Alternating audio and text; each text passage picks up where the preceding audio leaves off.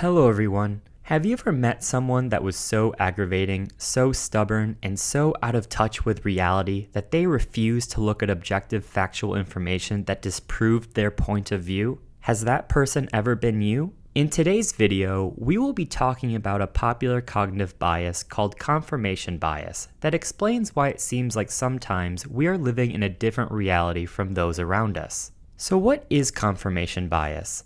Confirmation bias is when people only look for and see information that confirms their own beliefs. For example, let's say that I strongly believe that eating a bag of chocolate every day is good for me. I will look for every piece of information that proves my belief that eating a bag of chocolate every day is good for me, while ignoring all of the information that disproves my idea.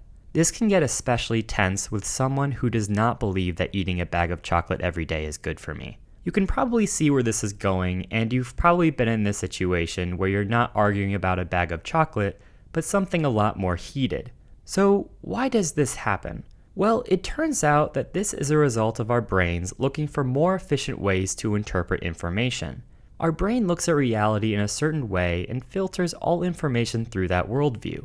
It is much easier to keep our current worldview than to keep changing it when new facts come along. So our brains have a bias towards maintaining what we already know and not shaking things up too much, as that makes it slower and more difficult to process information. The problem with this, obviously, is many times we ignore information that doesn't confirm what we already know in order to maintain our current worldview. Topics and beliefs that have a lot of emotion behind them can make people more prone to confirmation bias, especially if they identify with them. So where can you find this in real life? Well, everywhere you look, really. But what I find really interesting about this concept is that it can be so blatant. For example, two people can look at the exact same piece of information and interpret it in different ways. It's not just the concept that we ignore information that doesn't prove our beliefs.